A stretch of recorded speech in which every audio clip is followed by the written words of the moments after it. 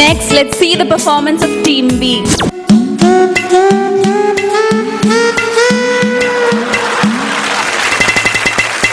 പഴയ പോലെ ഒന്നും മൂത്ത തേങ്ങകളൊന്നും ഇപ്പൊ കാണാറില്ല. നമസ്കാരം ചേട്ടാ. നമസ്കാരം. ഈ ആഫ്രിക്കയിൽ നിന്ന് ലോക തെങ്ങുകയറ്റ മത്സരത്തിൽ 1-ാം സ്ഥാനം നേടിയ ഞാനാണ് കുട്ടപ്പൻ. നമസ്കാരം. ഞാൻ ചേട്ടൻ ഇന്റർവ്യൂ ചെയ്യാൻ വന്നതാണ്. ഓ സന്തോഷം. ഓക്കെ. First question. ചേട്ടന്റെ വീട്ടിൽ ആരൊക്കെയുണ്ട്? എന്റെ വീട്ടിൽ 4 മക്കളും ഭാര്യയുണ്ട്. മൂത്ത മകൾ കുരുത്തോല. അതെ. എന്താണ് അവൾ വളരെ കുരുന്നായിട്ടിരിക്കുന്നതുകൊണ്ടാണ് അവൾക്ക് കുരുത്തോല എന്ന് പേരിട്ടിരിക്കുന്നത്. രണ്ടാമത്തെ പൂക്കുല. അതെ, അവൾക്ക് ധാരാളം മുടിയൊക്കെ ഉണ്ട്. അതാണ് മുടിയൊക്കെ ഇങ്ങനെ കിടക്കുന്നതുകൊണ്ട് അവൾക്ക് പൂക്കുല എന്ന് പേരിട്ടു. പിന്നെ മൂന്നാമത്തെ ഒരു മകനാണ്. അവന്റെ പേര് കോഞ്ഞാട്ട. കോഞ്ഞാട്ടാന്ന് പേരിട്ടു. അവനെ കൊണ്ട് നാട്ടുകാർക്ക് എന്നും ശല്യമല്ലാതെ ഇന്നൊരു ഗുണം ഉണ്ടായിട്ടില്ല. അതുകൊണ്ട് അവന് കോഞ്ഞാട്ട. പിന്നുള്ളത് ചൊട്ടയോ? ചൊട്ട. അതെന്താ കൊച്ചിന് ചൊട്ടം? അതായത് എന്റെ വൈഫ്, എന്റെ ഭാര്യ അല്ലെങ്കിൽ പെണ്ണുമ്പിള്ള ഗർഭിണിയാണ്.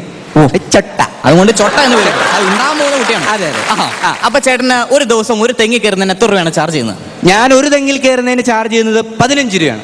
അയ്യോ ചേട്ടാ, 15 രൂപ വളരെ കൂടുതലാണ്. കാരണം എന്റെ വീടിന്റെ അടുത്ത് 10 രൂപയുള്ളൂ ഒരു തെങ്ങ് കയറുന്നതിന്. നിന്റെ വീടിന്റെ അടുത്ത് തെങ്ങ കയറുന്നതിന് 10 രൂപയല്ലേ ഉള്ളൂ? അതെ. ഇറങ്ങണേന്റെ കാശ് നിന്റെ അപ്പം കൊണ്ട് തരുമോ? ഞാനത് ചിന്തിച്ചില്ല. അപ്പൊ ചേട്ടന് ഇപ്പൊ ദിവസം ഒരു തെങ്ങ് കയറി ഇപ്പൊ 100-200 രൂപയെങ്കിലും കിട്ടൂല ദിവസം? 200 അല്ല, പിന്നെ 250 രൂപ ഒരു തെങ്ങ് കയറി കഴിഞ്ഞാൽ 250 രൂപ എനിക്ക് കിട്ടും. അങ്ങനെയാണെങ്കിൽ 250 രൂപ ചേട്ടന്റെ കുടുംബം ലാവിഷായിട്ട് എല്ലാ കാര്യവും കൊണ്ടാക്കാൻ പറ്റൂല. അതെങ്ങനെ കുടുംബം ലാവിഷായിട്ട് പോകും? എങ്ങനെ പോകും? അത് ചേട്ടൻ പറഞ്ഞു. 250 രൂപയല്ലേ കിട്ടുന്നത്. ഈ 200 രൂപയ്ക്ക് ഞാൻ വൈകുന്നേരം വെള്ളം അടിക്കും.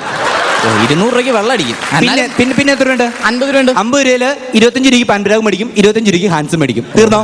ബാക്കി കാശ് നീ തരുമോ കുടുംബം പറ്റാ? അപ്പൊ അരി മേടിക്കാൻ കാശില്ലല്ലേ? അരി മേടിക്കാൻ കാശില്ല. അപ്പൊ അടുത്ത ക്വസ്റ്റ്യനിലേക്ക് പോകണം. അടുത്ത ക്വസ്റ്റ്യൻ. ചേട്ടൻ തെങ്ങ് കയറുമ്പോ ശ്രദ്ധിക്കേണ്ട കാര്യങ്ങൾ എന്തൊക്കെയാണ്? തെങ്ങിന്റെ മുകളിലേക്ക് കയറുമ്പോ പ്രത്യേകിച്ചൊന്നും ശ്രദ്ധിക്കണ്ട. ഇറങ്ങുമ്പോ ഒരു ചെറിയ കാര്യം ശ്രദ്ധിക്കണം. എന്താണെന്നോ? ഊർന്നിറങ്ങാതെ ശ്രദ്ധിക്കണം. അതെന്താ കുഴപ്പം? ഈ അരക്ക് കീപ്പോട്ടുള്ള തൊലി ഉണ്ടാവില്ല. അങ്ങനെയാണല്ലേ? ഞാനത് ചിന്തിച്ചില്ല. അങ്ങനെയാണ്. അടുത്ത ക്വസ്റ്റ്യനിലേക്ക്. ചേട്ടൻ കഴിഞ്ഞ മാസം ആശുപത്രി കിടന്നു എന്ന് പറഞ്ഞല്ലോ.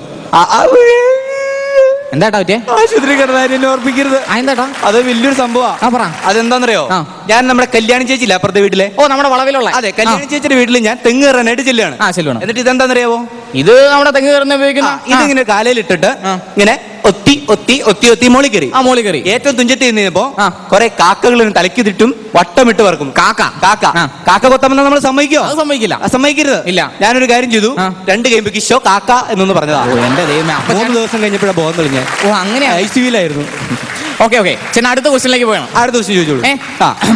ഈ തെങ്ങ് കയറുമ്പോൾ നമ്മൾ എന്തുകൊണ്ടാണ് റിവേഴ്സ് ഇറങ്ങുന്നത്? തെങ്ങിന്റെ മുകളിലേക്ക് റിവേഴ്സ് ഇറങ്ങുന്നത് എന്തിനാണ്? തെങ്ങിന്റെ മുകളിൽ തിരിക്കാൻ സ്ഥലമില്ലാത്തതുകൊണ്ടാണ് റിവേഴ്സ് ഇറങ്ങുന്നത്. തിരിക്കാൻ മനസ്സിലായോ? തിരിക്കാൻ സ്ഥലമില്ലാത്തപ്പോൾ നമ്മൾ എന്താ ചെയ്യാറ്? റിവേഴ്സ് വരില്ലേ ചെയ്യുന്നത്. അതുകൊണ്ട് തെങ്ങിന്റെ മുകളിൽ തിരിക്കാൻ സ്ഥലമില്ലാത്തപ്പോൾ എന്ത് ചെയ്യും? റിവേഴ്സ്. ഞാൻ വന്നപ്പോ മുതൽ ചേട്ടനെ ശ്രദ്ധിക്കണം. എന്താ കള്ളലക്ഷണം? അല്ലല്ല, ചേട്ടന്റെ കയ്യിൽ ഒരു കൂടുണ്ടല്ലോ.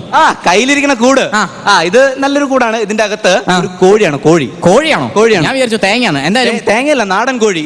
ഇതിന് ഞാൻ വിൽക്കാനായിട്ട് കൊണ്ടുവന്ന ചന്തയിൽ. ചേട്ടാ വിൽക്കാനാണ് എനിക്ക്. നിനക്ക് വേണം? എനിക്ക് കോഴിനെ ഭയങ്കര ഇഷ്ടമാണ്. ഇതിന് എത്ര വരും? ഞാനൊരു 50 രൂപ തരാം. ഇപ്പൊ കാശുണ്ടോ? ഇപ്പൊ ഇല്ല. എന്ന് തരും? പിന്നെ തരാം.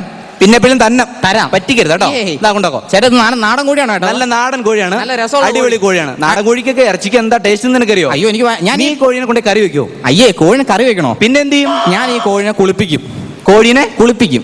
എന്നിട്ട് പൊട്ട് പിടിക്കും. എന്നിട്ട് ലിപ്സ്റ്റിക് ഇടിക്കും. എന്നിട്ട് ഞാൻ ഈ കോഴിനെ വളർത്താനായിട്ട് ഒരു കാര്യം ചെയ്യും. ഇത്രയൊക്കെ ചെയ്യല്ലേ? കോഴിനെ ഒരു അണ്ടർവെയറും കൂടെ ഇടിപ്പിക്കും. ചേട്ടാ എന്ത് വൃത്തിയായിട്ടായി പറയാം. കോഴിനെ കുളിപ്പിച്ചു കഴിഞ്ഞാൽ കോഴി ചത്തുപോകും. ചേട്ടാ നോണ പറയരുത്. ഞാൻ കോഴിനെ എന്തോരം കോഴിനെ കുളിപ്പിച്ചിട്ടുണ്ടെന്ന് അറിയാമോ? ഒരു കോഴിയും ചത്തിട്ടില്ല. കുളിപ്പിച്ചിട്ട് കുളിപ്പിച്ചിട്ട് വരാം. അറിയാത്ത പിള്ളേക്ക് ചൊറിയുമ്പോ മാന്തും എന്നാണല്ലോ. മാന്തി കൊണ്ട് വരുമ്പോ നമുക്ക് കാണാം. ചേട്ടാ, ആ കോഴി ചത്തുപോയി. ചേട്ടാ, കോഴി ചത്തു. നീ കോഴിനെ കുളിപ്പിച്ചായിരുന്നോ? കുളിപ്പിച്ചു. നിന്നോട് ഞാൻ പറഞ്ഞായിരുന്നോ കോഴിനെ കുളിപ്പിക്കരുത്? കോഴിനെ കുളിപ്പിച്ച കോഴി ചത്തു എന്ന് പറഞ്ഞല്ലേ വിട്ടത്? ചേട്ടാ, ഞാൻ കുളിപ്പിക്കാനുള്ള കോഴിനെ ഞാൻ കോഴിനെ കുളിപ്പിച്ചപ്പോഴല്ല കോഴി ചത്തത്. പിന്നെ ഞാൻ ഈ കോഴീനെ കുറെ വെള്ളത്തിലിട്ട് അങ്ങ് മുക്കി. വെള്ളത്തിൽ കോഴിനെ മുക്കിയിട്ട് അങ്ങ് പൊക്കി കഴിഞ്ഞ് ഞാനൊന്ന് പിഴിഞ്ഞു. കോഴീനെ പിഴിഞ്ഞ് ഞാനൊന്ന് കുടഞ്ഞു.